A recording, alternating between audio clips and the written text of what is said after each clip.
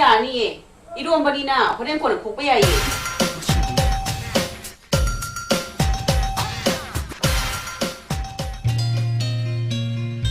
디엠아 애나 하우는 통게 애나 통모도 하우도 그래 야오 진탁대 콤바다나 농단 좀 뭐야 랑실라까니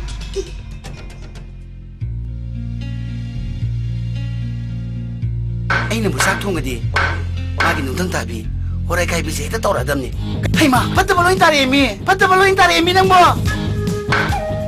그이 노큰 데네 시보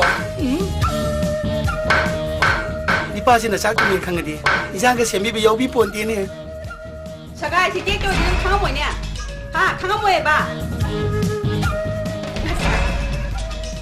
능 한덩 말없이 아싸 비자 양 따위 까나는 셀라키 하요 하 까나는 셀라키 하요 까나는 신는디 까나는 신는디 강대 아이디네 레가 거는 하이비리 신이고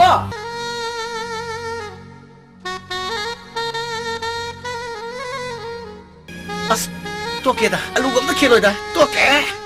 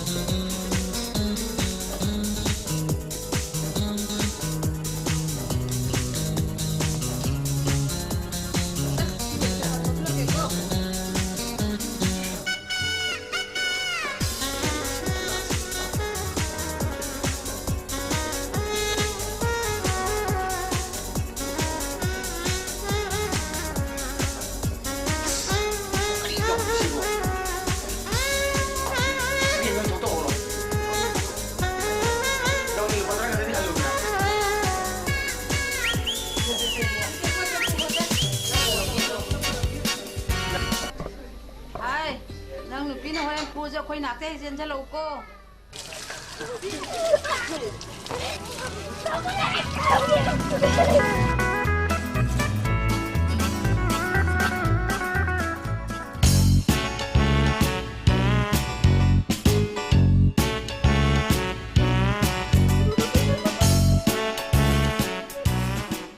Cây nó hê nó không xin lời nữa hay mà cây nó nè xin tao nó tầm nó nè xin sáng đi cây nó nè Nasadi nga minita kara promo ta desi 짝퉁한 바닥이 이승우할 때나 젠털이 말리부 많이 비마 많이 맞지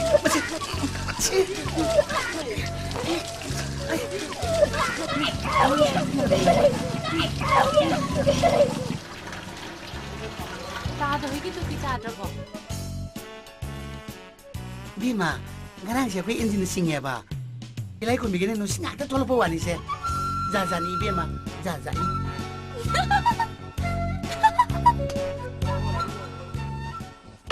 Mali to. ma Mali.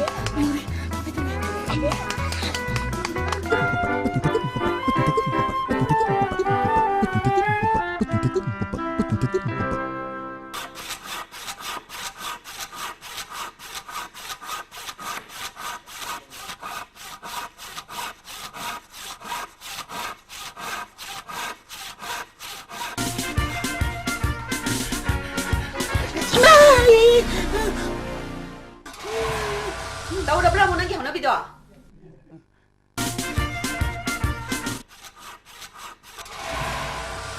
thầy cần ha em cứ yên tôi đấy đã mi này hai từ liếp tôi lấy nhỉ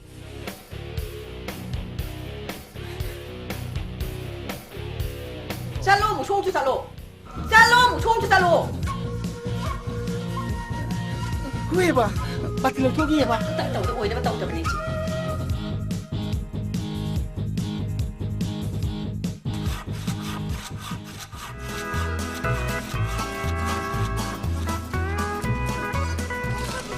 쉐리 담금 브로. 아이는 토기 양 뚜브로. 그냥 큰제네. 이마, 난 지금 저 복셀은 뒤네. 너희분 나시다리네. 이거 또 주고. 에이, 이거 또 잖아. 이거.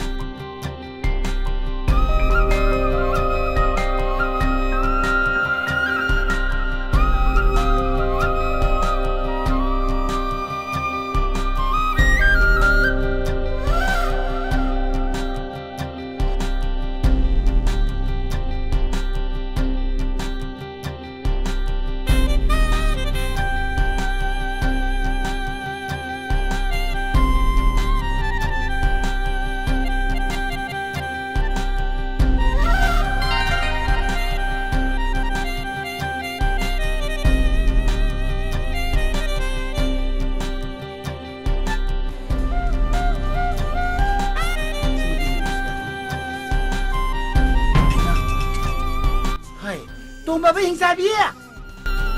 아이는 오늘 났죠. 사시행 뭐 하이브 났죠. 시간이 잘해서. 시간이 잘해서.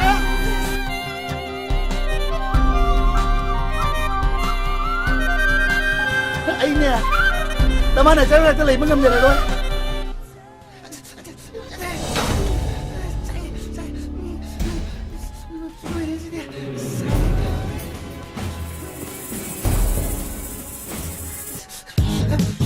Kailangan lang di ba? Masino ba daw di ba? Yung paano mo patay ng kasi ka di gino. Jugot sa rin ni. Ay tomba, nang jang sa lo, imata horage. Sa lo, jang sa lo. 아이네. 나만 하자면 할 때 레이븐 수원이 쉽다래. Ayan, sige na kayo. Ayaw na mo. Sige na, habi na mo.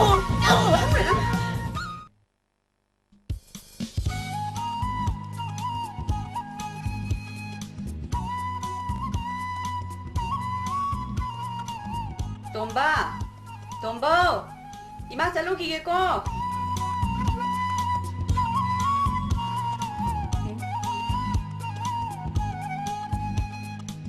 Ihe, 통한기 모르게 배차도. 저 홈니세, 양카이시는 이제 하나 빌레이네 나봐. 돌로 땡가시 방가도 나트로. सरकार की order थोपगी वानी फंखिरो. 방가디 감레로. 너나 또에는 통가 사는 예보도 아이 통비게. नंगी पीसे मसूसी आरबम तीयू यिंगे थांगलो खरा वाली थाखो मसक तीबनी हेमनी वहा पे पसे खंगी थाजनगी कई जोंगी के थाजनगी खंगी देना खंगी बा थाजन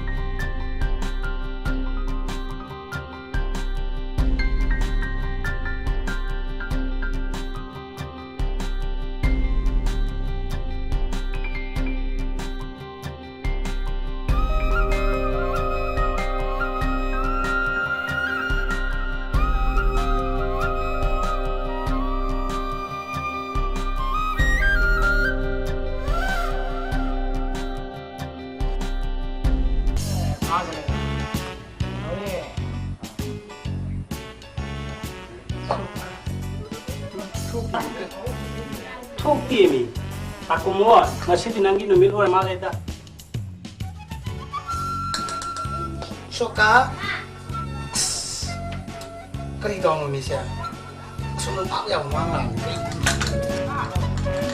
가, 꼴을 날 보여주고. 간다 왜? 이도 뭐 시도 없이 왜 이거? 그도 좀 생기는 생겨. 가. 얼마나 되지? 아이고 이거니.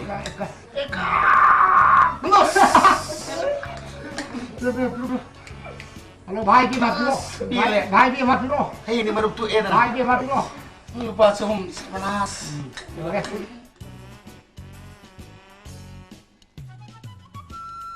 Bang komo. Daun ni patara di biro. Mayom me dia ba. O kanyang no ai. Ibu ini se.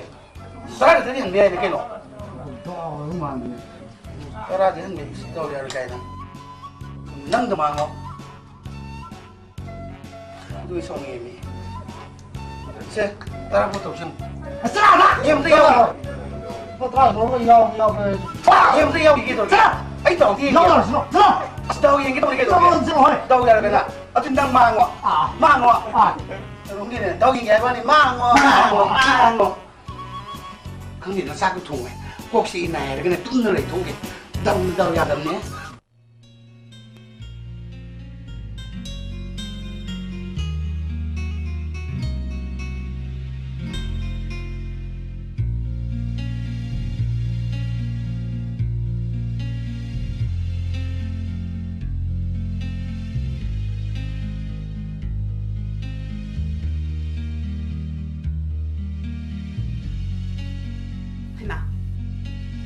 Tại đâu đấy một hiệp lệ gì à?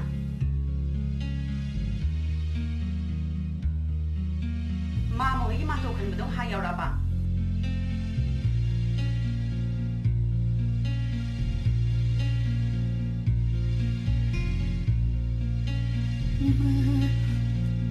Ai cố gắng chị.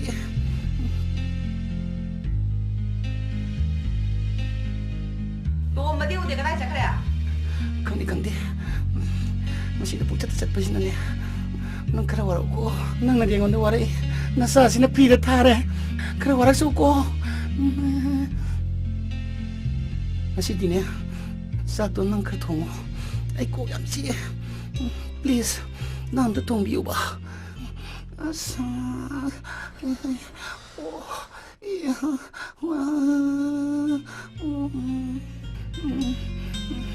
Ay que nung torima.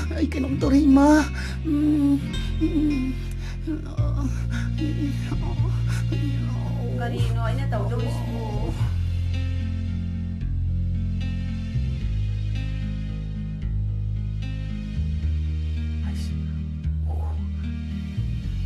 Jing chú kaya thong doon tao chú kaya lam tao dyan tao rin. O Jing chú kaya thong doon rin no. Oh, meru mari thongo. Meru mari olo.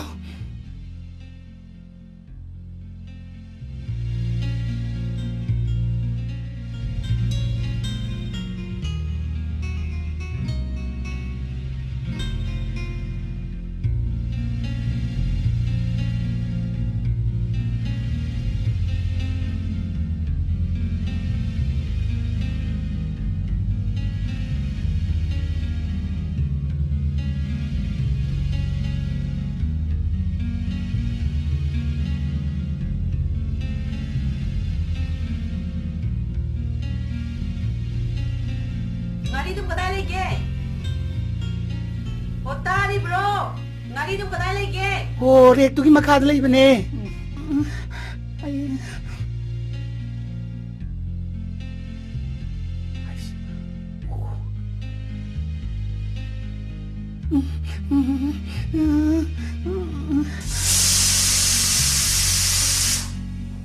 Quỳnh Trang chỉ kẻ đã cầm tôi nổ. Kun ta re ka mo. Sumang. Cha tung bi ka kan tu no. Ay am ta kan de am tang bi ka no. Ayo ma, ayo ni. Ayo. Cô chị 두고 anh nó sáng với bố liêu liêu người ta sáng kẻ rồi. Au sa ge. Cái này đừng có đi thằng thì bật vô.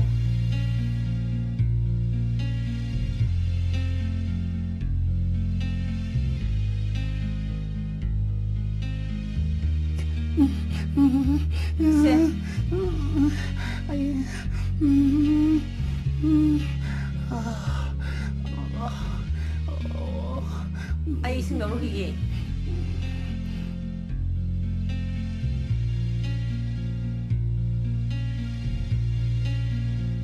Se, sasalo.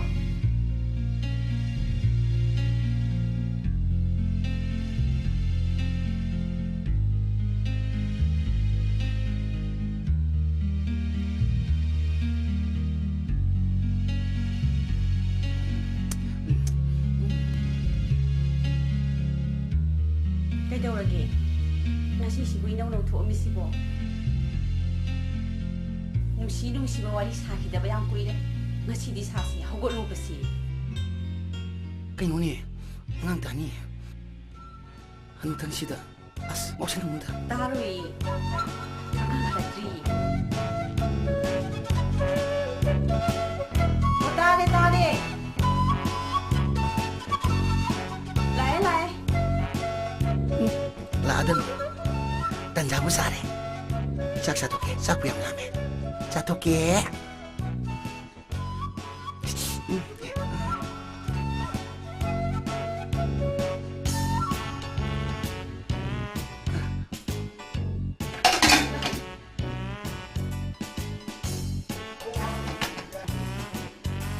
Itu jadi nih, satu kia.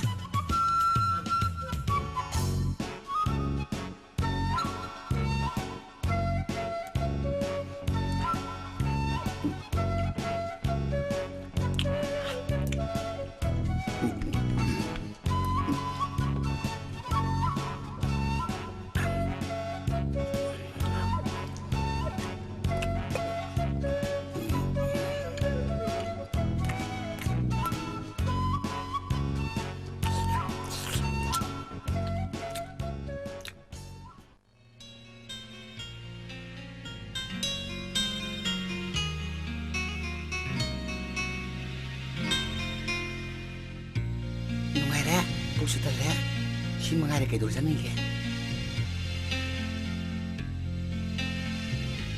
Ayo si kay dosi ke. Mau lagi mo sa ora dami. Tong nang jala kane, tum na rito ke. Mana imonda, pupu ya bro. Kanara ganun pan ng pare. Maru ka bisa unin na ba. Tong nang jalo ke, kay dosan ni ke. Luan san ghé, cây đầu dân này ghé, nung ngày là tung người thổ ghé, cây đầu dân này ghé, luan là mẹ, nung ngày là tung người thổ ghé, cây đầu dân này ghé.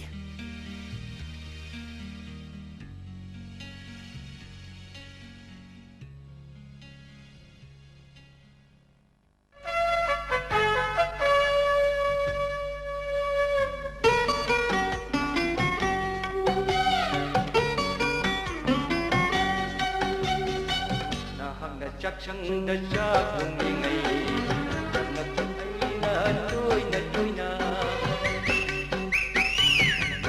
chắc chắn đã chắc không ngày ngày nặng nặng ấy na trôi na akai pun chen masasina nang dinamita duna nang dulak lagi oi nang dinamita duna nang dulak lagi oi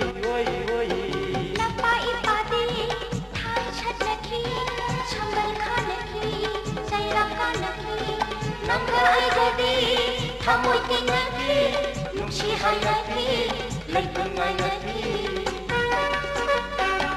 Nahak na chakang gajak nilay, nagnatay ay na, toy na.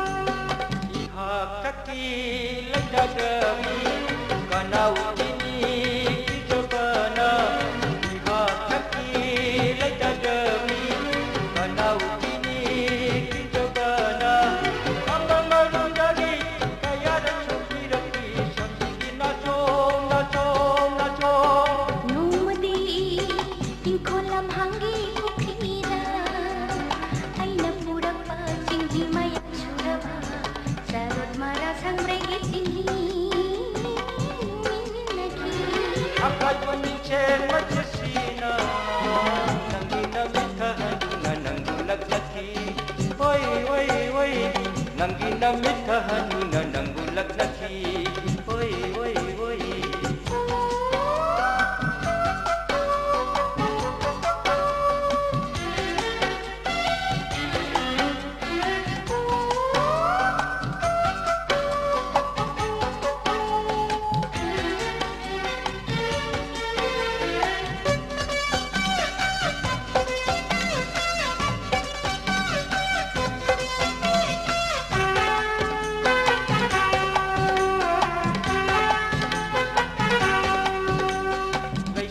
Pakang oi ngaida jumlo naki adu ngaida laisa pakang oi ngaida jumlo naki adu ngaida wakong sampal mama sini kita hilaki kaya dawana wana 노무나 찬사야 장바watna kusum hidup sana maning tungga aina tungga ngana atipa zaman lagi akai chen machasina nangina mitahaduna nangulak laki oi nangina mitahaduna nangulak laki oi ay hagit saksang data tungi latna kinang na toy na akai chen machasina nangina mitahaduna nangulak laki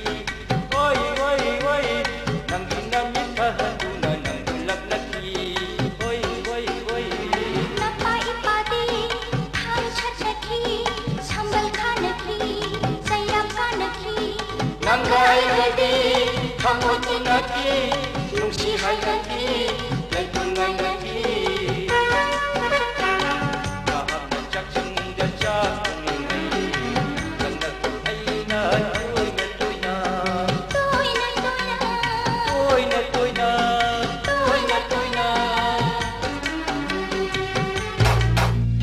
Thôn Hà Ngô ta đi bro thôn nhân ta Hà Ngô Ayo sige daw sige. Ikat itong niya. Asa, lain ni Maria. ta đi bro thôn nhân ta Hà Ngô si đập lên nào Ngô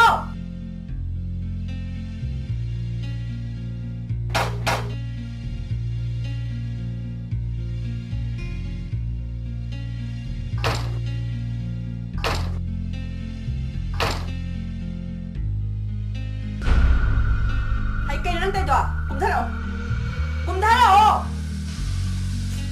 Nagday mo nga medo na. Ngayalan na po. Dumitang siya na kanay sa lalo. Napiya pa ako ka. cùng thắt đâu Puro yayo. Natalo na. Mora si tagi song talaga si Doni kangabra. Si Doni ne. Ato ka na. Ay na siya na. Nagdahan pa na naman pinang ni kangabra. Puro bro cùng thắt đâu Puno ko. Puro ye Puno ko.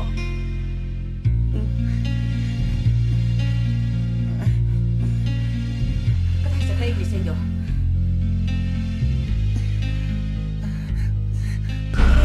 cái nhà đang không lưu nè năng nhận đặt chỉ bông đặt hồ ga lúc khác thằng chỉ bông cái nhà là cái pin nên thằng bị nó chỉ bông May may apsa pa lura ka. Kuna piyang ito ba ni? Kuna piyang ito ba mà ni? tin chắc mày cũng không thể lại em ý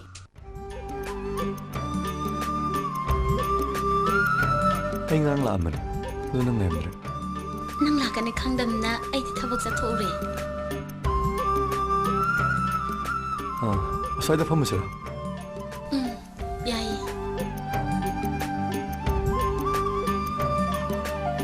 Pamo.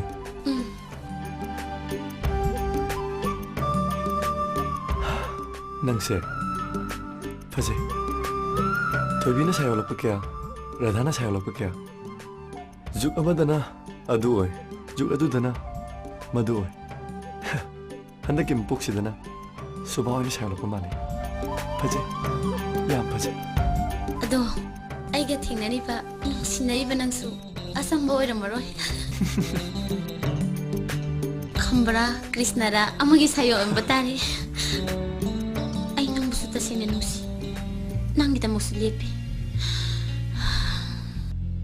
ꯌꯨꯝ ꯀꯩ ꯊꯕꯛ ꯏꯪꯈꯥꯡ ꯑꯩꯈꯣꯏꯅꯤꯒꯤ ꯅꯨꯡꯁꯤꯅꯕꯅ ꯑꯃꯅꯤ ꯆꯥꯗꯕꯁꯨ ꯌꯥꯔꯣꯏ ꯁꯦꯠꯇꯕꯁꯨ ꯌꯥꯔꯣꯏ ꯑꯗꯨꯒꯤꯗꯤ ꯈꯜꯂꯨꯅꯨ ꯑꯩꯗꯤ ꯂꯥꯏꯔꯕꯅꯤ ꯈꯝꯕꯒꯤ ꯁꯥꯌꯣꯜꯅꯤ ꯃꯗꯨꯒꯤ ꯁꯥꯌꯣꯟꯗꯨꯗꯤ ꯄꯥꯝꯗꯦꯍꯦ ꯐꯖꯕ ꯀꯟꯕꯗꯨꯅ ꯑꯃꯅꯤ ꯈꯪꯗ꯭ꯔꯦꯅꯦ ꯑꯩꯁꯨ ꯐꯖꯕ ꯀꯟꯕꯗꯨꯗꯤ ꯂꯧꯗ꯭ꯔꯒ ꯂꯥꯏꯔꯕꯗ ꯑꯣꯏꯅ ꯂꯧꯔ ꯃꯥꯜꯂꯦ ꯑꯣꯟꯊꯣꯛꯄ ꯁꯥꯌꯣꯜ ꯍꯥꯏꯕꯗꯨ ꯀꯩꯁꯨ ꯋꯥꯔꯨꯅꯨꯗ ꯑꯩ ꯑꯁꯥ ꯌꯥꯝ ꯆꯥꯎꯔꯦ ꯑꯩ ꯌꯥꯝ ꯈꯜꯂꯤꯌꯦ ꯌꯥꯗ ꯌꯥꯗ꯭ꯔꯒ ꯌꯦꯟ ꯂꯣꯏꯅꯤ ꯑꯣꯛ ꯂꯣꯏꯅꯤ ꯌꯥꯗ ꯌꯥꯗ꯭ꯔꯒ ꯃꯣꯔꯦ ꯆꯠꯀꯅꯤ ꯁꯦꯟ ꯃꯥꯡꯉꯒ ꯐꯝ ꯂꯩꯅꯤ ꯑꯗꯨꯅꯤ ꯄꯩꯁꯥ ꯈꯔ ꯇꯣꯟ ꯈꯔ ꯆꯥꯗ ꯕꯟ ꯈꯔ ꯌꯥꯎ ꯁ꯭ꯇ꯭ꯔꯥꯏꯛ ꯈꯔ ꯌꯥꯎ ꯑꯗꯨꯝ ꯂꯩꯕꯥꯛꯁꯤꯗꯤ ꯀꯩꯗꯧꯔꯨꯅꯤ ꯐꯥꯒꯤ ꯇꯧꯕꯅꯤ ꯁꯦꯜ ꯍꯦꯟꯅ ꯊꯣꯛꯀꯗꯕ ꯊꯕꯛ ꯌꯥꯝ ꯂꯩ ꯊꯕꯛ ꯁꯨꯅꯤꯡꯉꯥꯏ ꯂꯩꯇꯦ ꯍꯥꯏꯔꯤꯕꯁꯤꯡꯗꯨꯗꯤ ꯑꯇꯟꯕ ꯃꯤꯒꯤꯅꯤ ꯅꯪꯕꯨꯗꯤ ꯅꯨꯡꯉꯥꯏꯅ ꯊꯝꯕꯤꯅꯤꯗ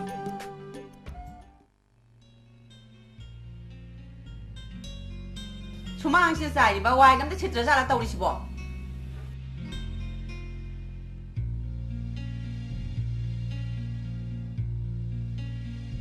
그다이 자키지 않으 집어.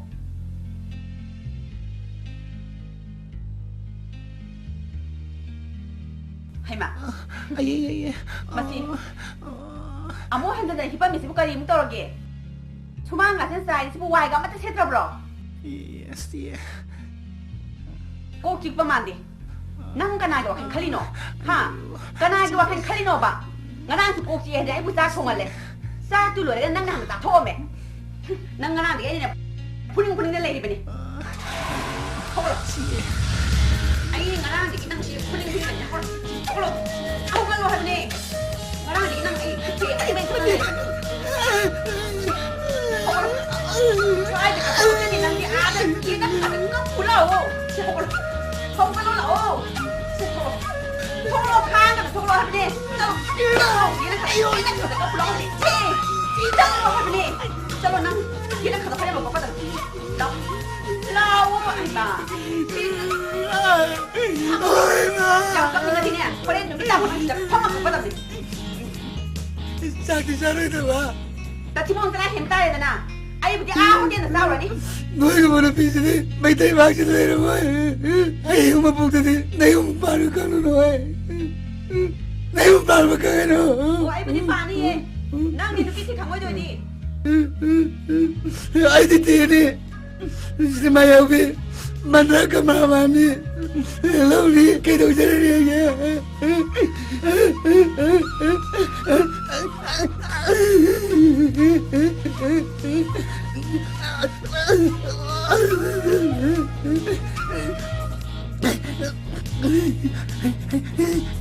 Ôi, ngahalay ka mukap, Hindi mo kung kami napili rin eh.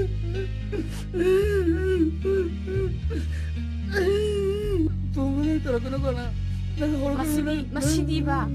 Ngahalay ka. Siga.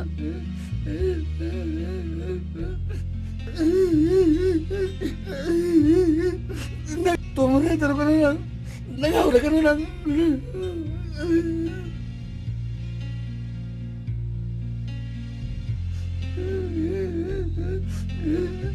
Ay, mesti ngang ko ya to kinoy kang noy.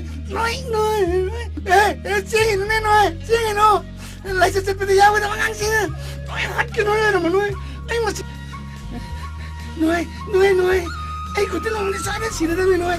Noy, sa akin sila dami noy. Patay nang sa rin sina. Ngarang iba sa do piro. Ay kang di. Kay no, ngarang maru pilo bata hundo piro habi ni. Kang di. Ano di kay sa kraba? Ay kang di. Ladu ta do krabo. Kang di. Ay kang di. Ay kang di. Napa si wala sila o. Ay kang di sini. Ay kang di. Ngarang maru pilo bata hundo. Mana la sum ta do he. Napa si wala sila dia. Ma, ayun ma, ayun sila, ma, ayun ma,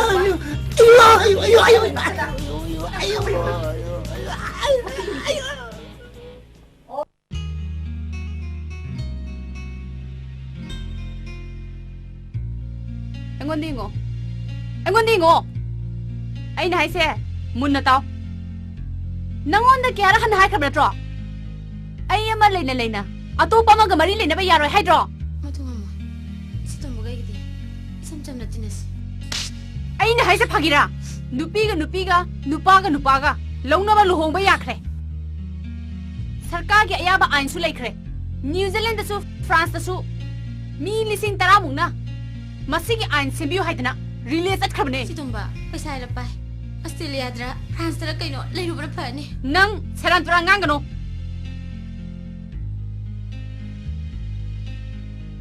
ꯑꯩꯗꯤꯀꯣ ꯐꯠꯇꯦ ꯍꯥꯏꯅꯨ ꯍꯦꯛꯇ ꯐꯨꯒꯗꯕꯅꯤ ꯐꯨꯕꯗꯤ ꯌꯥꯗ꯭ꯔꯒꯅꯅꯦ ꯍꯥꯠꯇꯣꯛꯀꯗꯕꯅꯤ ꯑꯗꯨꯒ ꯃꯤꯒꯤ ꯃꯆꯥ ꯑꯃ ꯁꯤꯕꯒꯤ ꯄꯥꯞꯅ ꯅꯪꯅ ꯄꯨꯒꯗꯕꯅꯤ ꯑꯩ ꯀꯅꯥ ꯅꯨꯡꯁꯤꯖꯔꯣꯏ ꯁꯤ ꯇꯣꯝꯕꯁꯨ ꯑꯩꯕꯨ ꯅꯨꯡꯁꯤꯕꯤꯔꯅꯨ ꯑꯩ ꯌꯨꯝꯗꯩ ꯃꯄꯥꯟꯗ ꯊꯣꯛꯆꯔꯣꯏ ꯑꯩꯕꯨ ꯅꯨꯡꯁꯤꯕꯤꯔꯅꯨ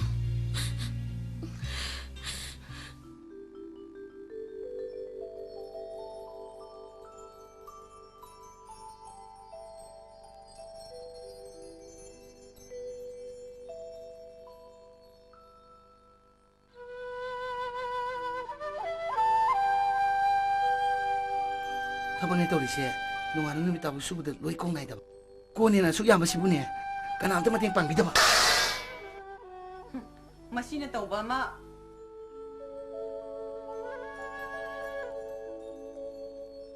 ꯑꯩ ꯈꯨꯠꯂꯥꯏ ꯎꯄꯨꯁꯤꯗꯒꯤ ꯄ꯭ꯂꯥꯁ ꯇꯧꯊꯣꯛꯄ꯭ꯔꯥ ꯏꯃꯥ ꯏꯄꯦꯝꯃ ꯅꯪꯒꯤ ꯈꯨꯠꯂꯥꯏꯒ ꯄꯥꯏꯖꯗꯦ 이쿠 치케니 나 샤누피데 형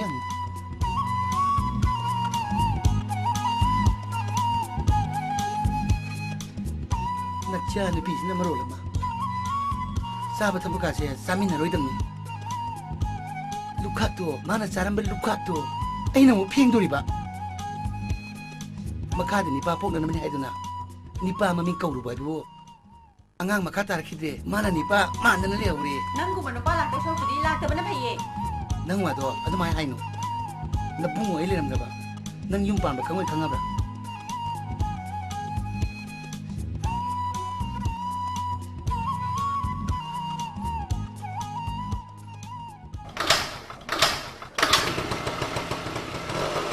mai kuna lo re ke do ke mai kuna lo re ai thak su ni nang na tana chu su hen dai ba ai na si tiam nei ni ke ma le chai te oi ba o pa me na sak ni bora ka mam zo ngau ri nang diam phajai mi na ne ni para nu pira hal pase ahum la bari ra suri ibe ma hinjang ni na kamai thogi no cha su ya de ai hinjang hau de cha de je khang ro hau de di kai no saning ba mo hatien da sal la olam sa ro da na sha nu pi ne ta wi sina masih ahum hoki bagai kini nipa hemat ada.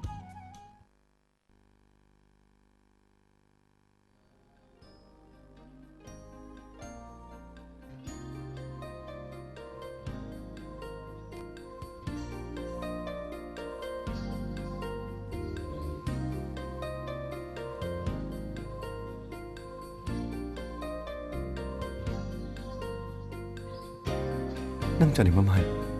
Darum hisaning bado adum khanbiyo Nang cani mama khalu hai bane. darum hisna khan bado ayai Chicken jo in chasra. masigi sang basang dabse kaisu natte ipa singse ayam bana asugum restaurant dadi saba thakpagi mo yam hangbi Hayang wai leimina kan de. lemina kan dadi wa gam ta tabiroi apa magam ta hangbi roi asing mani darumes ngasi de sing bonganas phagi gam tong noris Sengbe wadi irusu yam senglurina. Firon su asu mangak tani. adu wabudi ai so subu ngaktane rasi yaudre nok indre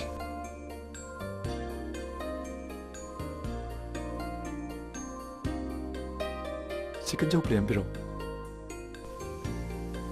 ai aruba fem da leire jelasi Kari aruba phibam no.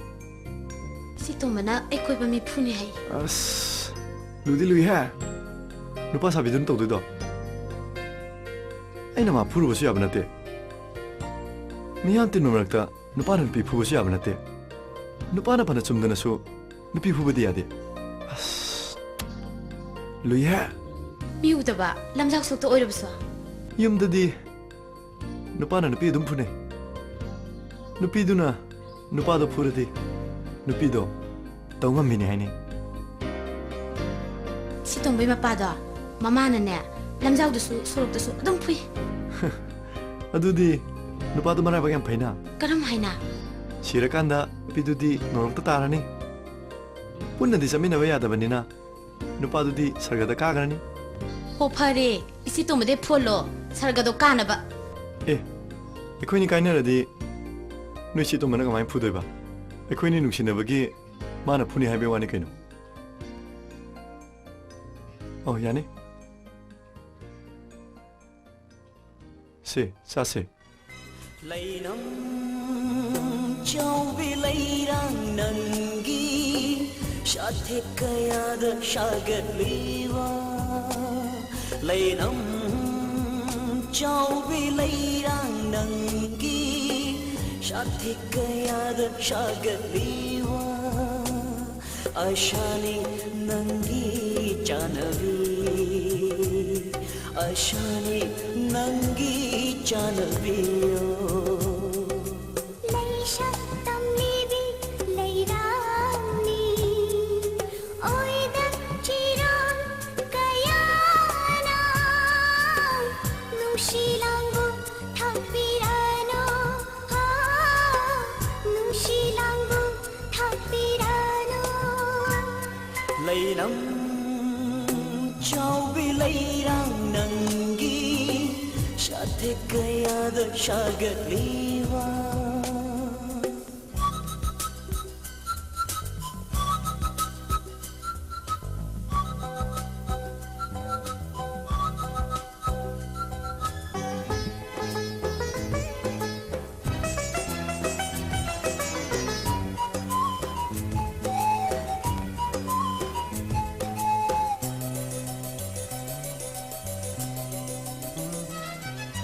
Nangi minok na phauhan khi Nungsi hay drawa thamoida Nangi minok na phauhan khi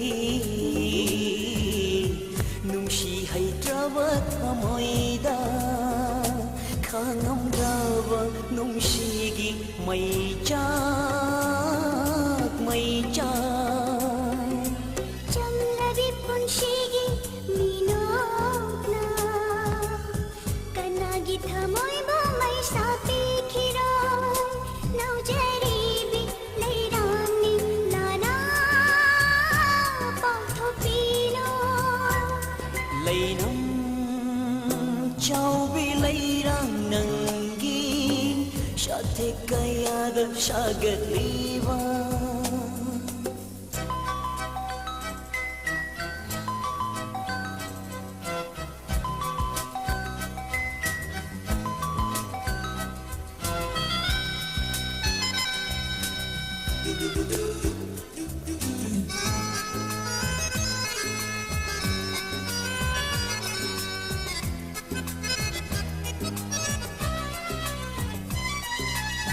Haune sarana koigi nungsiba Maron naiba unsigi sathena Haune sarana koigi nungsiba Maron naiba unsigi sathena Thawani jak anishu na khoi na tawbada ikaina lot khare lai chil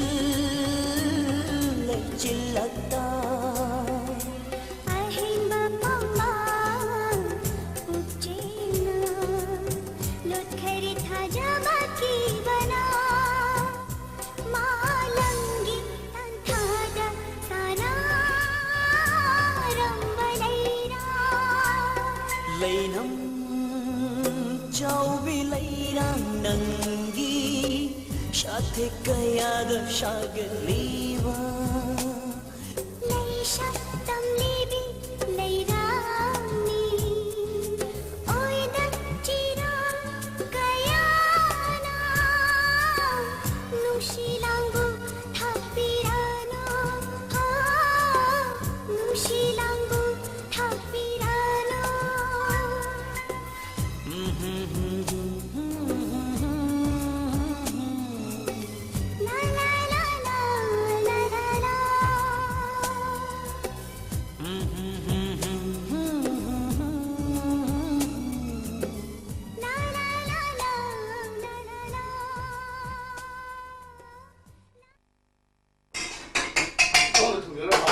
도전 관 니바스는 싹 통을 했다라디 이상 시험으로 좀 어떻게 방금 비우더나 아주 지나더라 아이고 레까이코야 아이 레까이랑 꼬야나 꼬요 잠송이에요 아이 꼬요 잠송이에요 마시는 싹통 나는 청라해다. 마시. 이사리 그래 사람이 여러 개노 나를 왜 저렇게 물어 나이. 아이고 너희 미나이로 내가 너희 미나이 그러게 핵도 뭐가 칸난 누가 쟤네 누가 좀 놀래 누가 이기노 내가 내가 나만을 담는 일을 레까이코야 왜 먹고 있더라 이게 뭐야 왜 꼬이더라 나 짝라면서 싸기 나 공안 거의 비마. 마사이 아유 너 봉안 되게 싹통이네. 나 작품 지나 레예. 짝트로. 짝고 티로. 거짓말 짝트로. 거짓말 티로.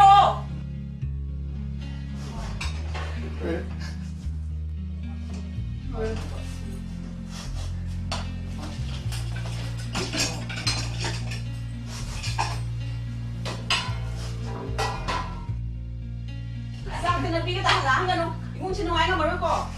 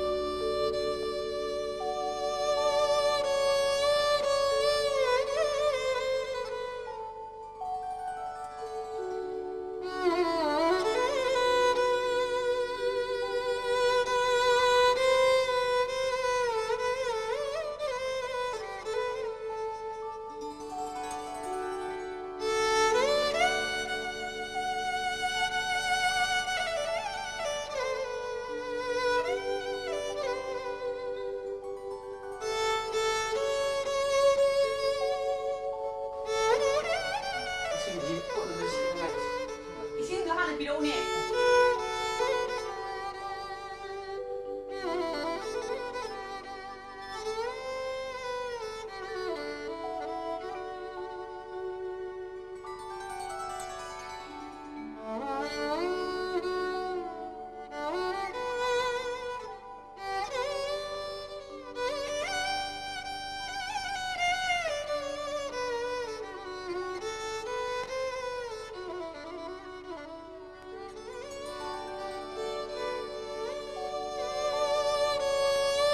봐.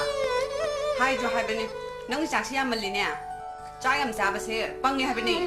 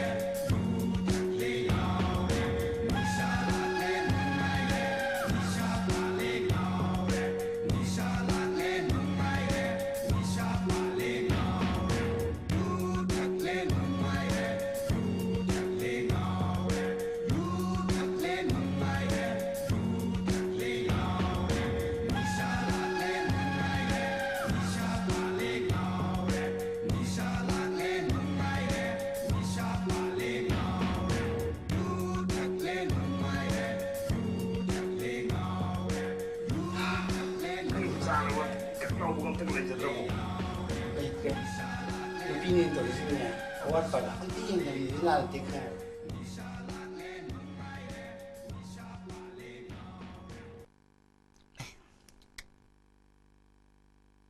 자기야 Hoi no pibu era bako. Langbu helaba. Masi khongpak se masi na sumai kau dong ne. Ayo digo. Amuk ne. Mapam yang. Ta lu pika wak pi kayo. Du ibu ko ai loi kan.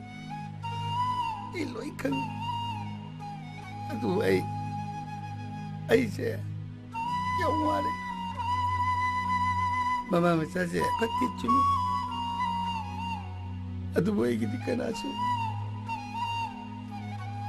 Lekai na nganga ba. Ai loi na tai. Ai loi kange. Adu boy na loi nomadi. Mudi ba. Soi da tarakani ai bum kange. Bugo ko ai bum kange.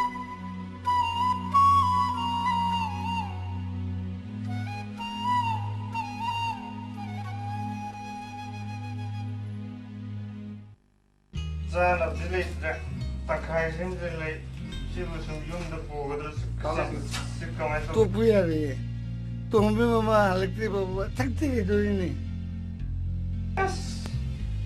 Sidi ada na pura ni pura.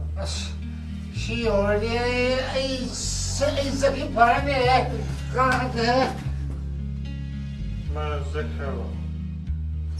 At sa bulo kang sing banjamon tu si kayo tayo. Lupi pura bali say do. Danaw pang jaga. Hey, kailan nga ito ha? Ado di ay sulon lagi ako. तुम्हारा का हमारा को बड़ी संपत्ति नहीं है भाई से बड़ी संसार है अलवा का तुम्हारा सिंगार का हमारा हूँ जानते मैं चलो तुम्हारा दुनिया हमारा का सिंगार हूँ बड़ा ये ले नहीं bro aja ini kan bro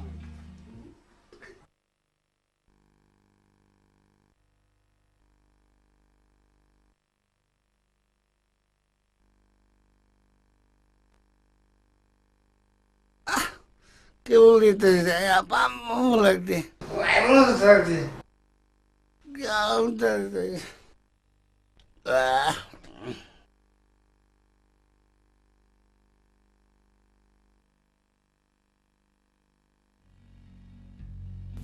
Yun na misi dia.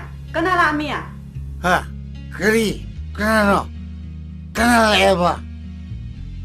Hay ma, yu ka su tama le ni. Ladu sana bagi ba ko na ba ngam ding ise. Yu ta ko su ma hawla ma le ni. Ngasi di ay ang pende. Aduna ay ngasi di karang ngaure. Kaya gano'n eh. Nang nagkaritaw ka na, kaya di pinsi ba? Ha? Kung mo sa wala Muy na karatar si Haire. Ay tae. Ngasi di karang ngaure. Ay ngaure. Kung mo rin ang tagsihay na hekta yari mi niya. Ha? Ay na nga si masinglak na niya. Kung mo rin ang loy na pungdoy di ko. Yung ay sinip pa mandi. Nipato tiya din niya. Nupina nga may harami ka nga bro. Ado ta takiyaw na itaim ni. Taiba. Nipani kayo no. Ngaw pa to, ngaw pa pagi ngaw ba ni. Ngaw ge. Nga sina nga siwa de. Matung damo na taba. Tsakap ta pijoy dam ni. Lag na doon ni kang na. Nipani kayo no. Ngaw pa to, ngaw pagi ngaw ba ni. Ngaw ge. Masing kaya gano'n ni Masibo. Masilay na, sino mo na may tiyang naman sa lehawan ni. Ay mo kamay itong dulit tao ni Sibo, masigin mo pa, Sibo.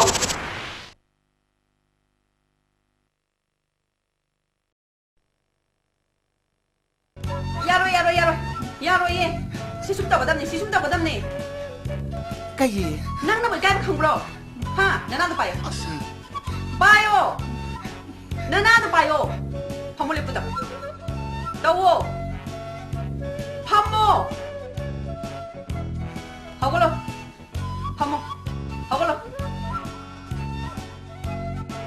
Pamo. Mung naturog na sama. Pero mapanatog na siya ma. Masih wapang nga ini masih ya. Gua nga no. Nang tawo dapat sa tawo. Hagolo. Pamo. Hagolo. Masih wayang nga ini masih ya. Masih laway si tongay sudara ko masih.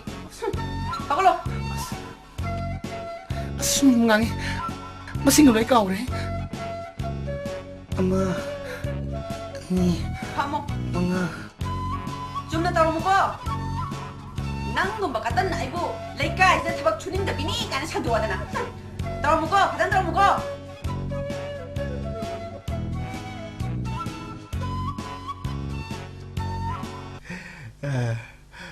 Tata, mong tay nè, mong tay, cầm phải gì? Ai khuyên thế mà na, phàm muli puto vậy na, ta đang tori mi nè. Mong tay, mong tay. 학생 사진이 북식에서 지냈나 봐. Sister, masak siya. 이봉아 난 희가이와 더 머물라브라 하 나는 희가이와 수많은 밤을 씹어가리기도 나한테 남보나 토우야메 더불어 하나 토우야메 더불어라 Ito rin itim. 석당 남매양 과해 말하더나 Itima, itima sa kare kamali ko. Itima bule ka isa luoy nga na rin. 마싱을 왜 까고 그래? 그냥 광지시 뭐. Amma, 이봉아 난 여우로 세계 성고 차라버드네 난 죽었지 싸로 해 itima, ngasidi nang na-fall sabi, kang niya ba? Nang kang niya ba? Yun na. 헤이 아시나는 까리 하르드나 마토우라 좀 마토우 사르리노 하 땀만 나티 우보이랑 거니. 한다 소리 나오이랑 가니 나티 마싱을 왜 까고 그래? Ama, nang ni mo ito kaya dapat lagi. Ubo ini, mesti kali sara saya. Kino kang di na. 달리와네. 또 이렇게 돌게. 헤이 또 빠야로 마코우티기 뭐호 싸마 수지 봐봤다 보다보니 수가야로 엄마. pero Yan na piro, yan na piro. pa Mama na pa na piro. Mama na heta. No. Takal tu beli, takal tu beli. Itu thola le. Thola ho. Rema. Duba kisa kalgadamne. Duba kon pilih kai digi. Kalgadamne. Duba kisa kalgadamne. Duba kon pilih kai digi. Kalgadamne. Duba kisa kalgadamne. Duba kon pilih kai digi. Kalgadamne. Kadongke. Jangan tiba. Itu thola. Thola orang tiba. Lawan. Thola. Itu mana aku suaya ningde. Nanggi pizza mai thane. Pizza mai thane. Kau itu harus pakai lo. Aku ini lo jangan yang itu. Lawan panu lalu boleh je ni.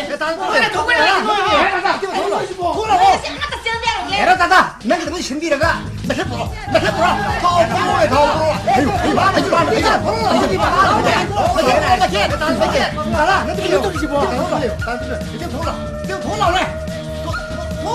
Era tata. Nanggi tu sendiri raga. 왜 이래 또 이게 땅이네. 제가 이리가 뭐라다. 이마 있네. 걔로 돌리지 뭐. 왜 이래 또 이리가 뭐라다. 이마 있네. 너 아마도 젠비야로 내려무고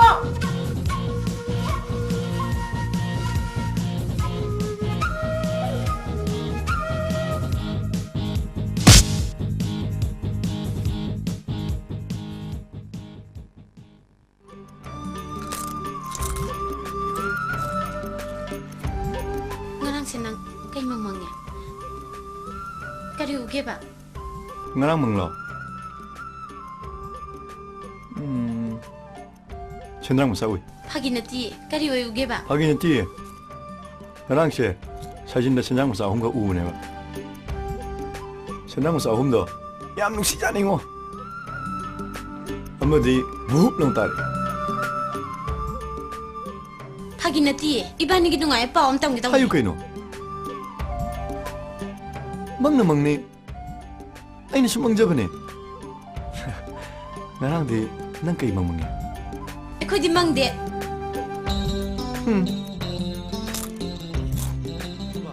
Ngai ko. Ngai rồi, ai chạy lại. Ngai ko ga. Ngai ko ba.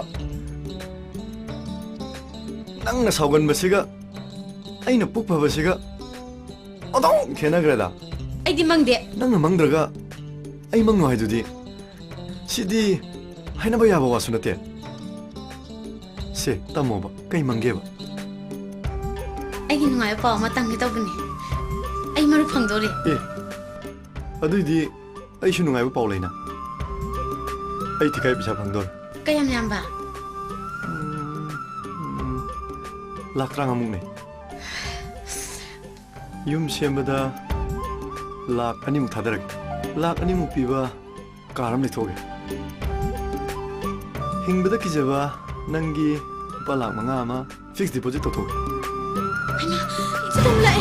Xin lỗi. Nang Kamay tawni.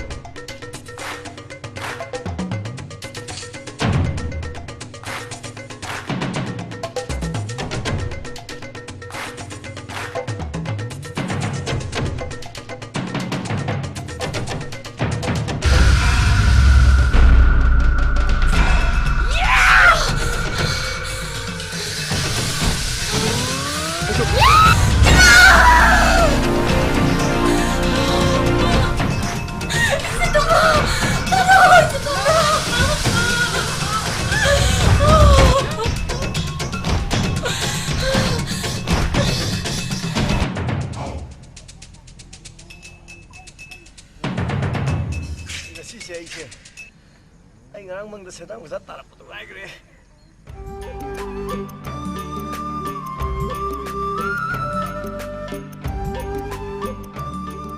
Karena kokani may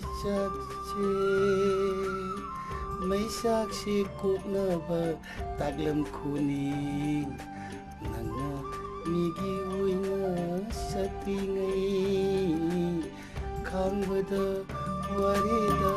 Kau siapa lingi itu na? Sibu, kau injang no.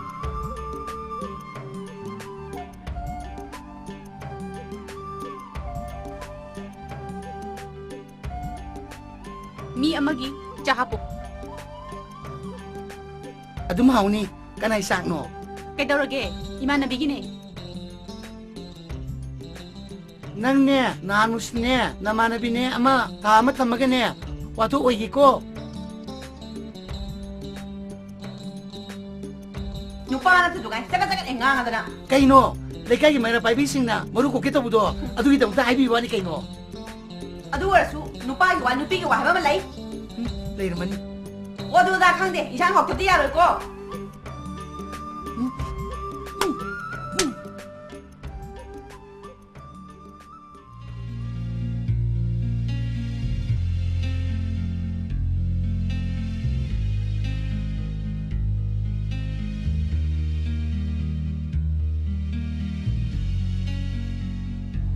Tomba, nang hanggang tahu suka rino. Bima, nang yang lima paham tu, kita keluar.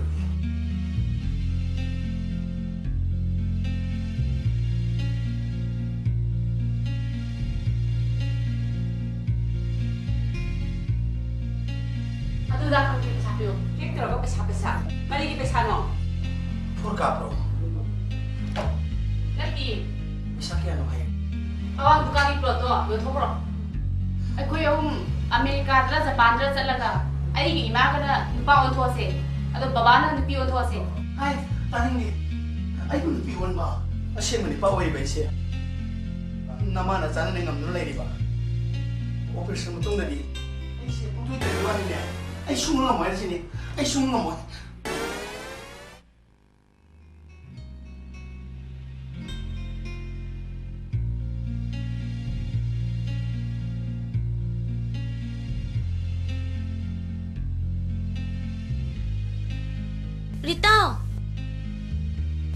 Rita later bro.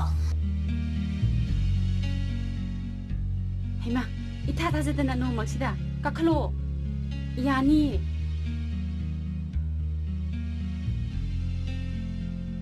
Pamula oh, pamse. As, yang tak sedar na. Ay dah mesin tu unan ni. Unan apa mesti sembigera. Ngai kone, ngarang dan drone aku ini unan kibu tu bo.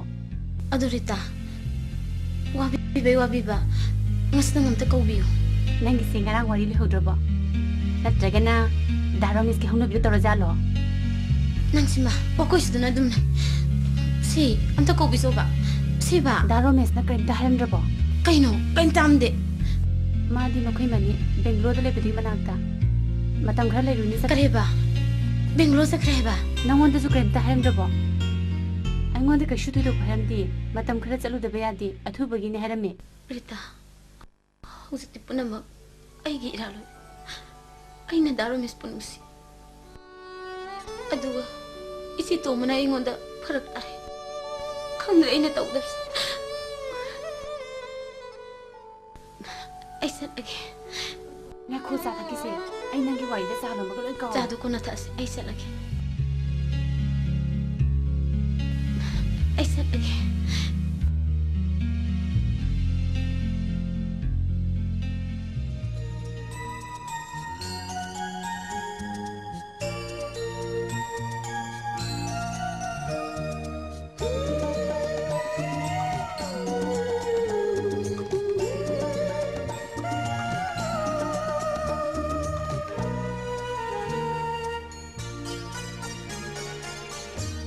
इछि खुनबा अहि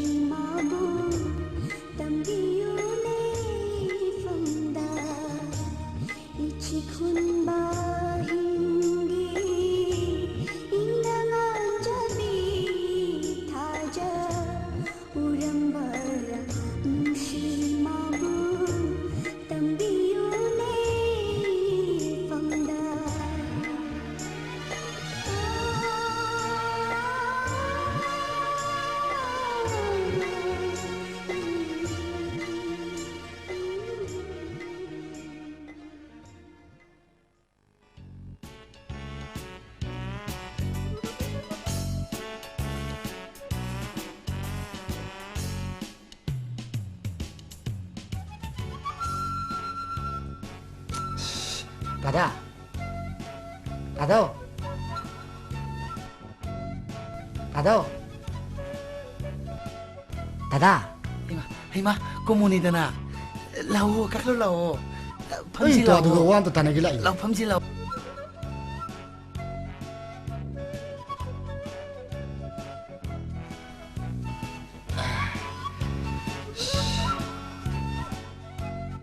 Kari tan siya ba? Ito mo dito. Lady sa toki. Ay, dadag yam lubu wari am tanagi lai. Kari wano. Daga no pi amang ti ngam khidra. Nupi masana bu yarati. Amata nati. Tara mu ti yelerimni ai di khangawro. Dadag yang no pantang yawda basi. Yam no aiti. No pantang yawdra badi. Dadag dhara mul pa hebdo soin to kadori. Mado ai su khaliban. Ai di no iti me da hairin. Na yung pan kro na chani pa ma purga la o hairin. 다다. 이때 말이 너 빠야오네 다섯 드려. 아두고 다가. 너 비에만 또 있네. 말바 반지네 하리바. 마 누빠 말이 가 방니. 아두고 다가. 마블 로로 디네. 다디 나 군도리니. 로로 그이노네. 머리 같은 거 빠르잖아. 로로 그이노. 아두고 다가. 람바스 좀더 레베티 마시나 망원이 현진 잡을 걸. 카나다나 레르니. 아무나 그렇건 아무나 그소원 아두가 리 파르다바. Itu pa masukai la ka dori bano weather kalani jam la bete me solani yar kaino aduga ne no ite ma kiti tahan me ya banati ko ata tada masa to kene yo musiga ai de hoji mo yai ne nei ko masa to hiren mal ya banatro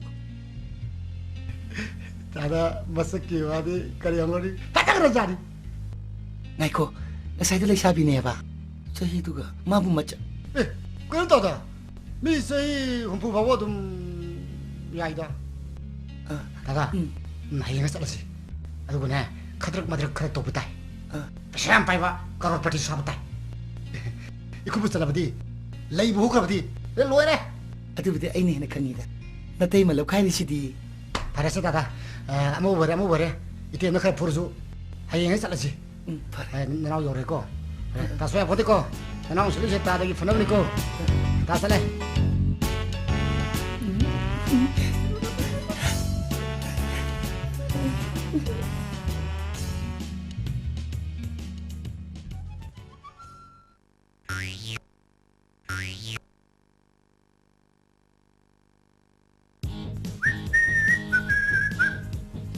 As!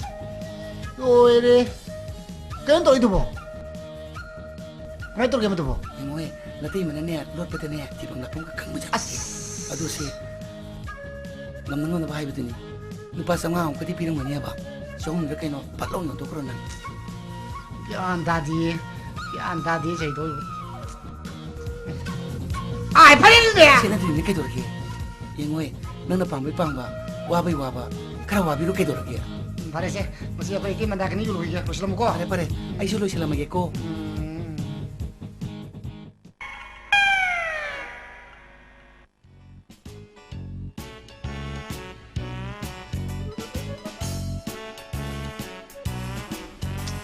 Cek ko. Cek biar ko. Ko to ang pasin.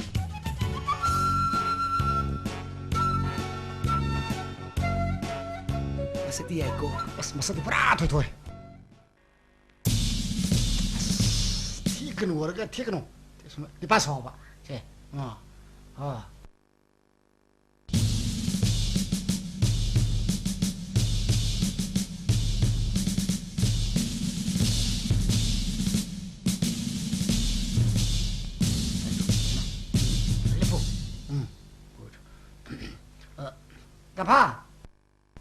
Tapa tumpi. Ui sira ni. Tampa.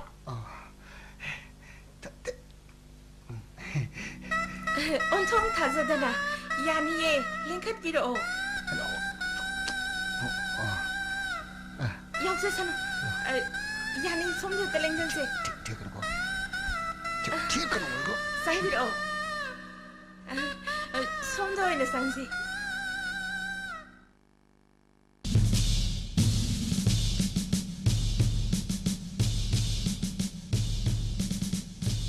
밤비오 야니에 ꯌꯨꯝꯁꯤꯒꯤ ꯑꯍꯜ ꯑꯣꯏꯅ ꯂꯩꯖꯕꯅꯤ ꯑꯣ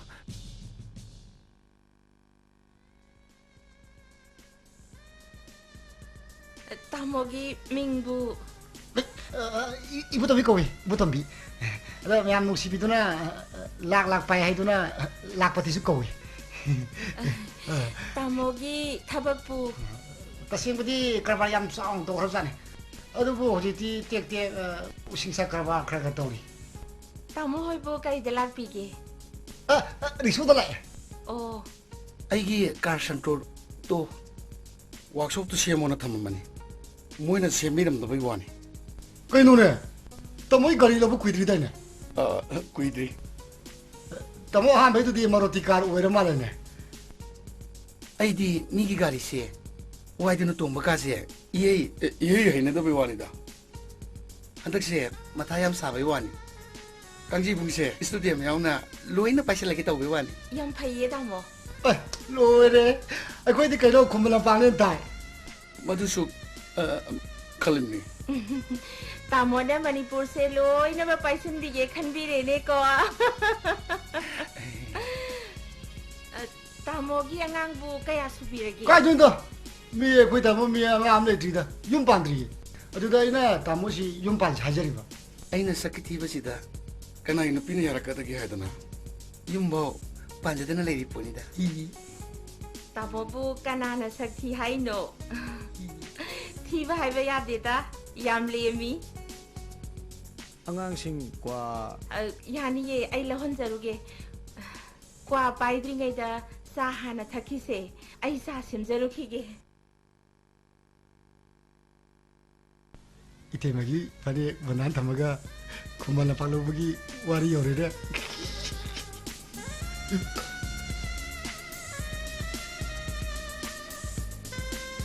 자 바이비요 와나 tao để xe được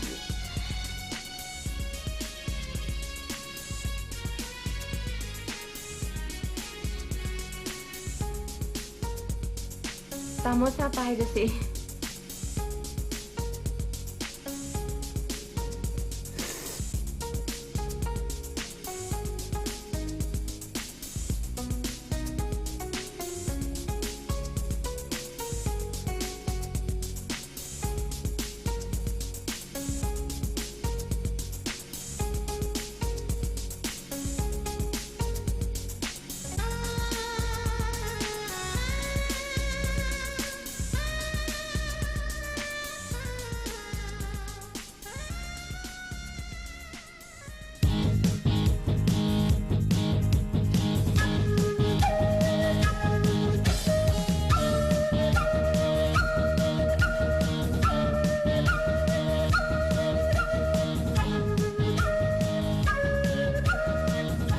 Môi tamo, sa xôm đã lây đi.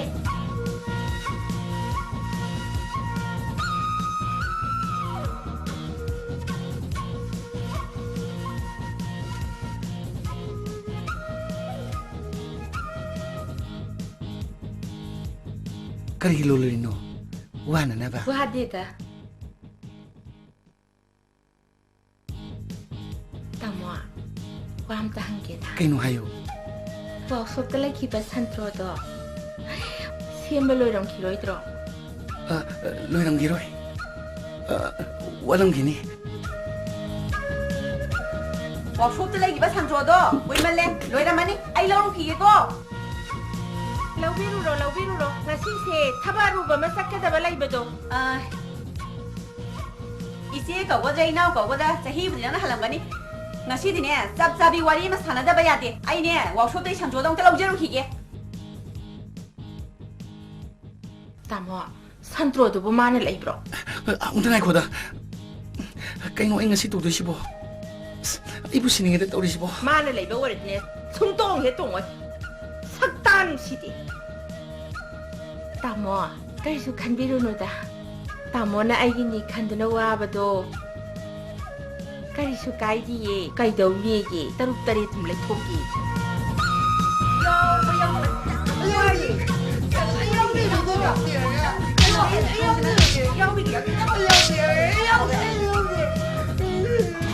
Sini satu. Lupi siapa cakap dah? Kaya lagi. Masih pun makan. Aku tahu sih nak kene ba. Ina, siwa. Ani makan apa tadi yang makan?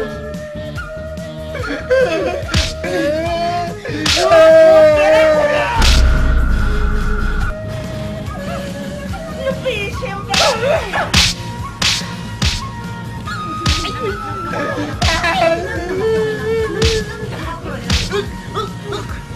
Nang napiwan may pamni ko na.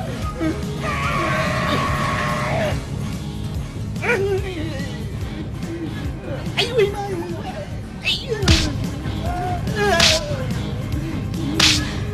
Tun, kiraw na nga, kiraw!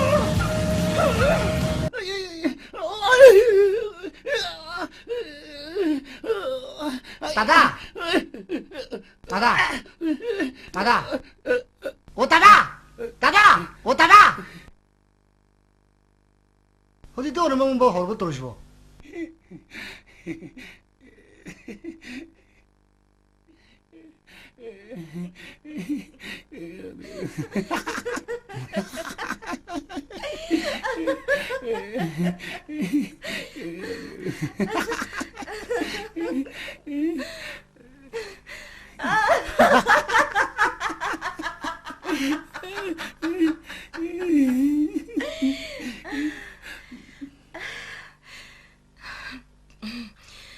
Tamo na ibu nusi haiman badagine.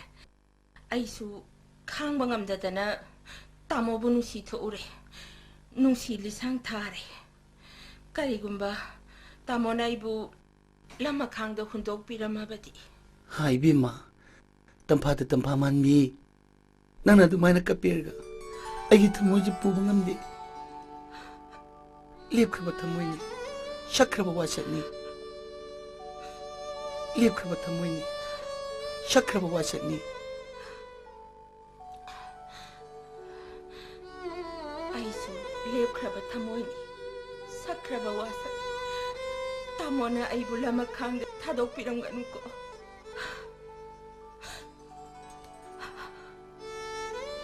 Ay bisutado pigin ko. Nagadumay na kapirga. Ay kita mo siya po bang hindi. Nakap ka na. Nagsuka pa to. Se, kap ka no to ba? Nagsuto ba? To. Nanga na to.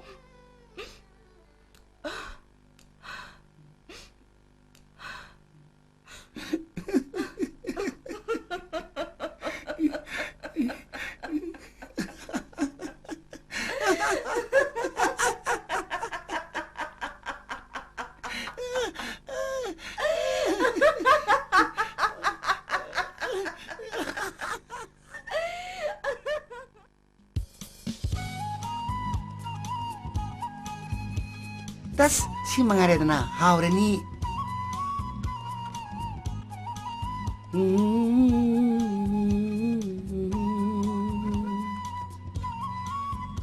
Chalo chalo puning brajebina bona. Sonja hauro hari magi koloi milen butatana. Masak siga, sa ibay siga. Okay dong ni. Ay ko'y di niya, mangkulama pang labanin na niya. Ibu mo magi mingso manata na kari upay lirgi ko'y bo. Ong hata nga de, ladu sana ba, yu takpa ho gada ba? Masak siga.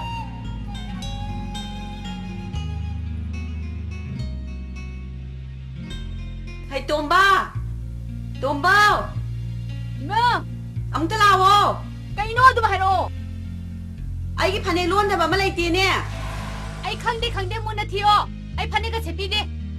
Layti ni nang bo. Panay se amata na te ani ni mang se. Uday panay po. Kanalag ta na law din no. Mun na tiyo. Dahil naman din sisa na tiyo kayo no? Ay buti ba yaba luan na tire. Layti mi nang bo.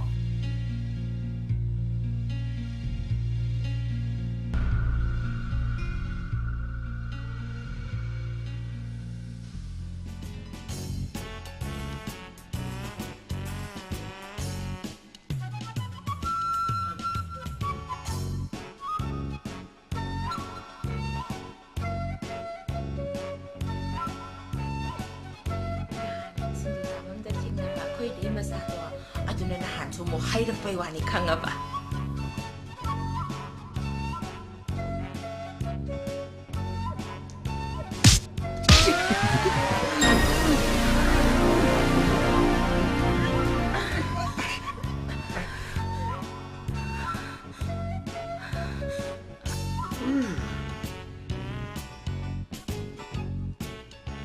nói tàu giá nó nói không bao giờ sao thì không có gì 손 서로 내가 손들 아우 하이더니 손다 không bao giờ sao lại 하이리로 bà mù bà nung si bà nang là tàu về mà tàu si vô cái nó hành đi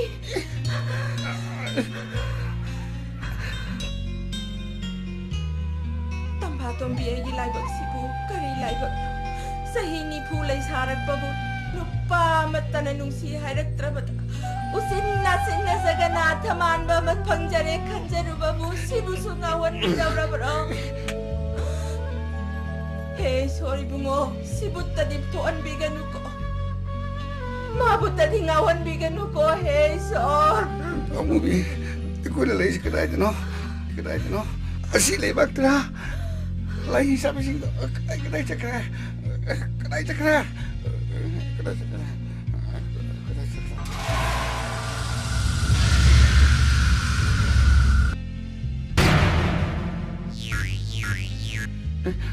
Lain kami. Yung dahil si Sonda ni Sonda.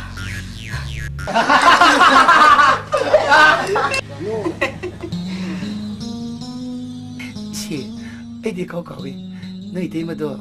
Hindi na mapam na sagsabasat kini. Ang sipulak tumandi. Matang sida, honahura sida na. 다다, 어떻게 팔았네? 다다, 하영지에 들어오시려고 그러지. Aduni, laidu buong naradine. Bano na silise, success oreda na. Si Dagi tada di karang nungaran niyo. Ano ba ito mamalakto na ba niya? Tada siya, hayang dagi di, ano mo po mo oreda niyo? Hayang na, nakoy loy lakadam ni ko. Hayang siya, ayun na, napiti ba, aroy panumid oy doon ni. Lakani, kaya ba ilaw ito nyo? Ay, nanda ay lakto niya. Tadadi, paisa pairani, nakundi tay mama, laudorbanina. As, kanana kang mga ibu. Noi tay man na buo na sibra kang punti tawris. 다다, 시에서 kayo ano mo po ni, pasya karo pa ni kayo na. Kang dira tawris. So kaka na sang dira tawris. 다다, ay soya ko. Ay ilo pa rin bigla ko. Pibiu, nupase, masida tanabu honazabada, wazerabani.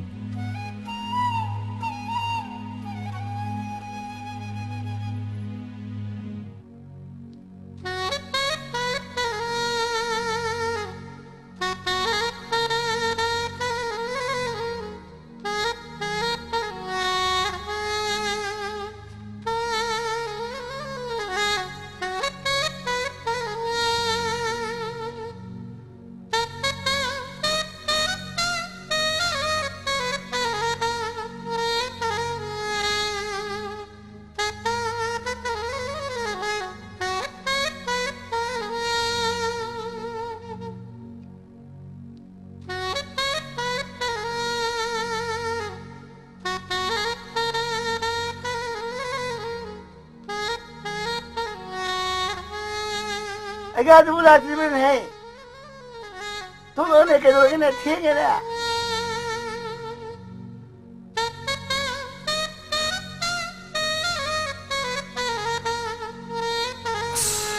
Somda muk tomungoy ki sosti yung saluraba.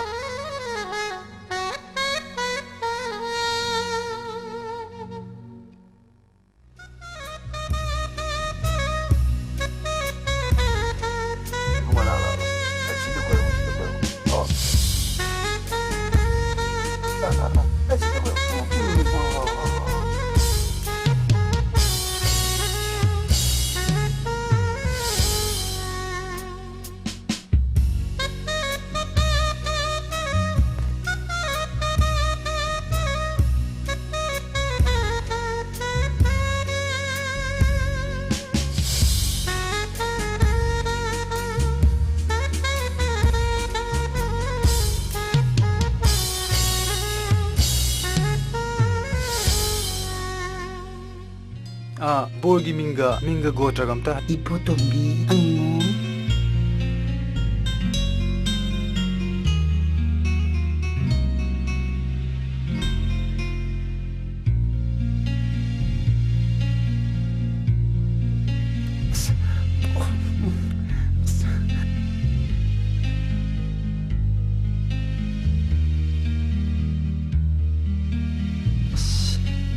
요리로 이게 몰라보는 하는지 사람 들어오는 바문 있는데 오늘 하는데 미 하려고 하는 거야 하리로 그게 보통으로 강디 원해 바문 메라님이 똑똑한 요리 놈이 पैसा 비드디 하러 해봐 세 공차징 우리 얌 돈을 놓이실로 하요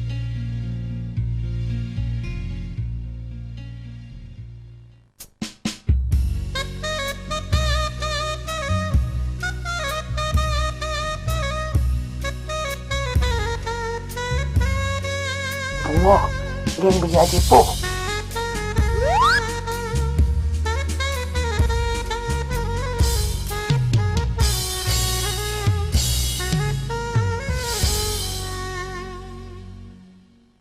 Kena giming Tampa Tombi.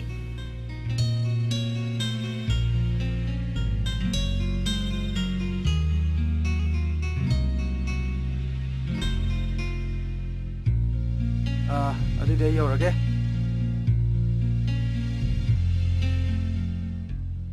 Bima, silo se. Talle. Sino ko da mini bima. Se. Talle. Tawai dine lo selo ne. Ai talle. Akhoi mana ne kundo hukrabadi nang lesabi oi ba yara roi. Kundo hukrabadi ma woi da dong ni hai. Adu nai talle. Ai ngamoi.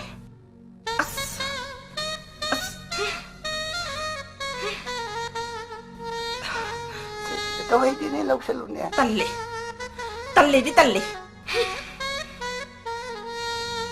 Sino ko da mini bima. Se.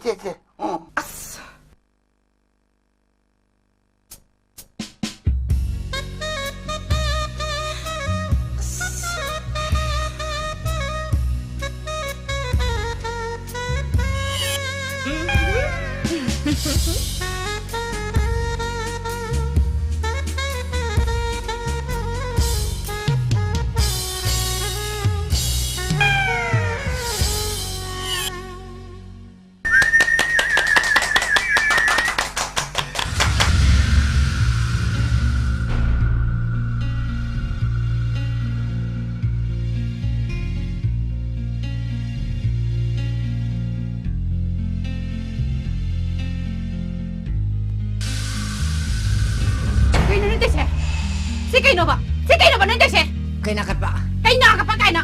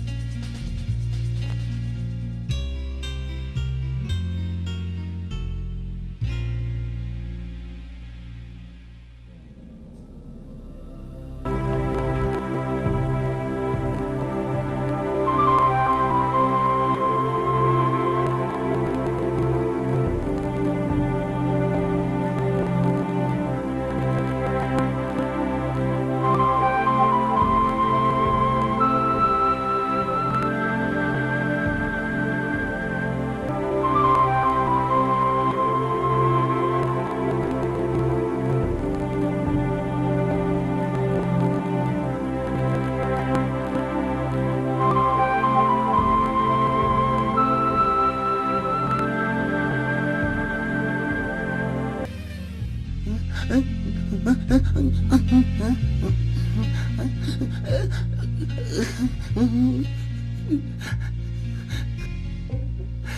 ngakpi betul mo ito na. Ay mo ito ngakpi yung kayo togi. Ay ngakpi na ay mo ilan mo. Doon ay mo ito ilan mo rin.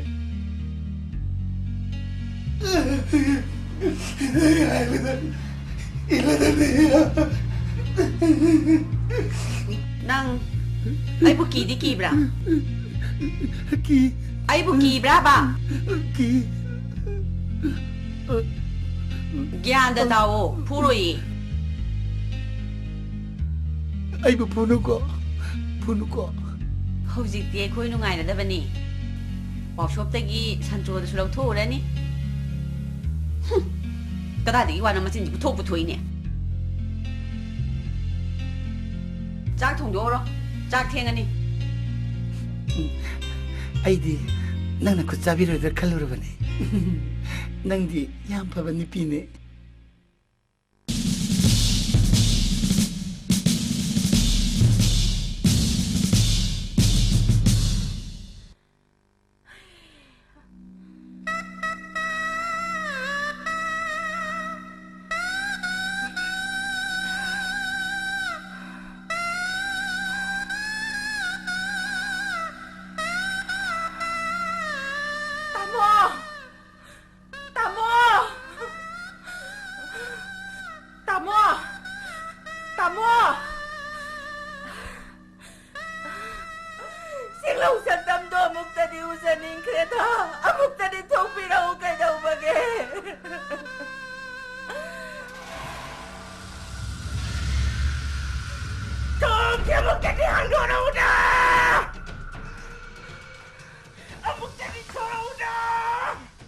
Mane, tambah demi kon ini.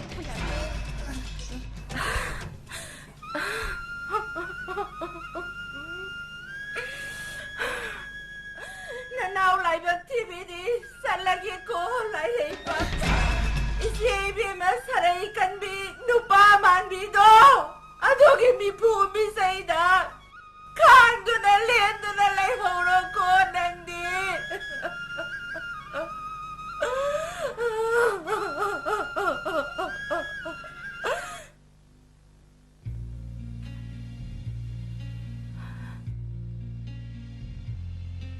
swai시부 감나바 미감데 톨로 오이도이 자라니 감그노 아이 하루라게 합네 마 세 하루라게 마 아이 똥 개버니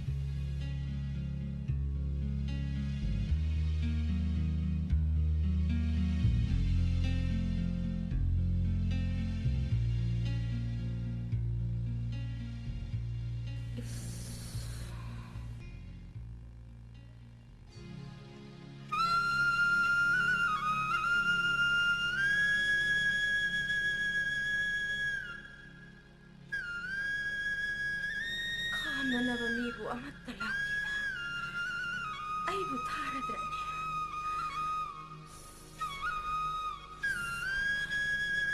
시라니 디 하이도 키금 따우 아이부 타라디 싹디 싹이다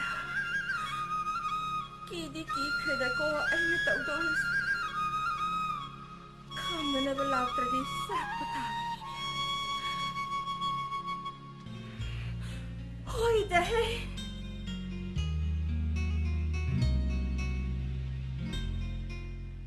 마치부나 마치 낭나 돌만 갔더니 낭자 하나가 파가더니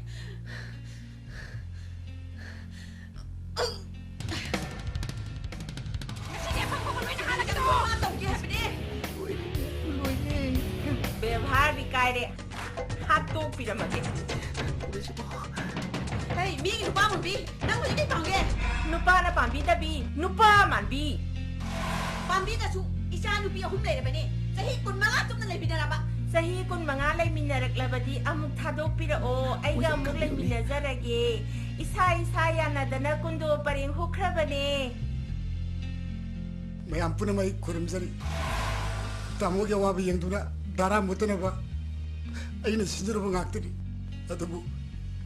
Adubo ay na sila po na ite mo kogi yung kaya na wala tukri.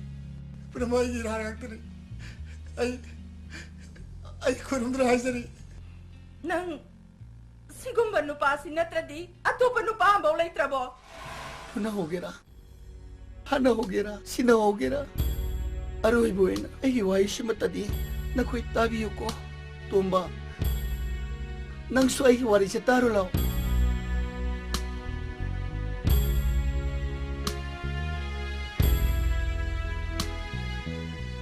ai baba na chalam dai matamna sinaramba yumi ko ngasidi ai dadu tuna chatke khalle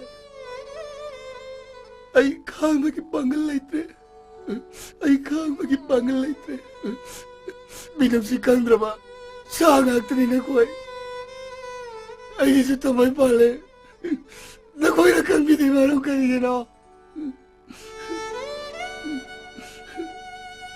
ai na khalle isani pamatang panglabadi dharmulo idana kalbani punama aigi irani aina chakrabadi nakoi sukhanara roi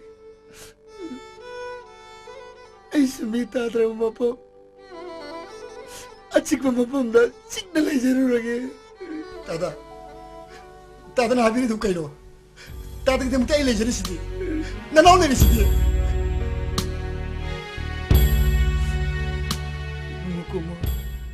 ai gumma bana kasi ke samasa sita punne milage kalluba ai giral ramle ai chalage ai buka malu